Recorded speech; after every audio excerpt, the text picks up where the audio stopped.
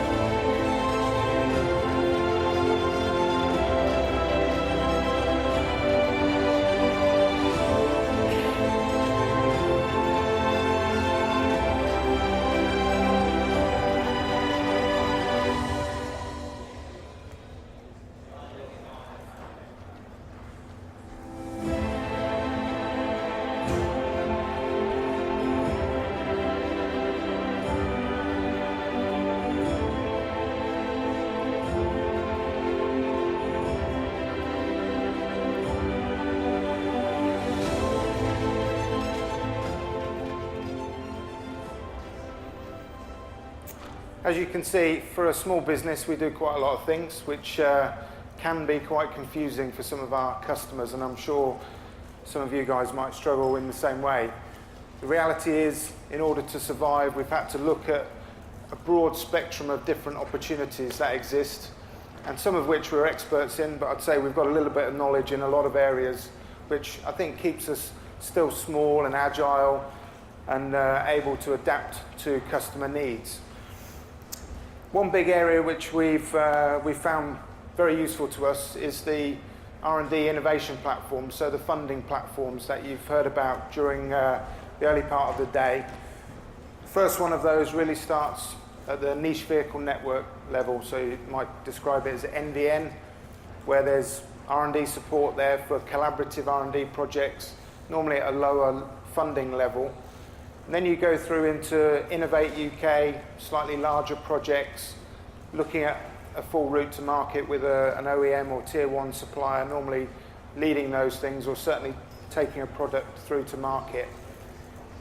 Alongside that, you've got now the Centre for Connected and Autonomous Vehicles, CAV, as you might hear it talked about. Again, very similar to Innovate, but very much looking at connected and autonomous vehicles. And the final step is APC, Advanced Propulsion Center. And that APC level is very much looking at how you take a prototype into something that is going to be produced in higher volumes. So there's support available for you to take that final step or close to the final step. One word of advice I would give is that people always talk about TRL levels, technology readiness levels. It's important to understand what each one of those are and how those funding platforms can take you through each one of those processes. I would also say that alongside that, R&D platforms, funding opportunities, they're not going to build your business, but they will help you grow it. And they've helped Delta grow as a business because they will co-invest alongside you in product development, in growth for your personnel. So when you're thinking, do I take that risk? Do I really want to spend the money on employing that extra 1, 2 heads? If you're able to get on one of these funding programs, then that will certainly help and support your business through that stage. The other element to consider is, where is the program going? You know, it has to have a route for you. It has to be a reason for getting involved, because you will invest time, you will invest money in these projects. So there has to be a reason for it. Some of them work, some of them don't. So you get in it, make sure when you get into them that you're aware of how they work. A lot of people, especially in the motorsport industry, don't really like all the paperwork of getting involved with these programs. What my recommendation would be is that look at companies that have been successful in these programs in the past. If you believe you've got a product or a technology that is appropriate, then go and talk to these companies that have been successful in the past, because they have already been, a gateway has already been opened up. You know, companies like ours, we're fortunate that we have a good reputation, that we deliver on our projects.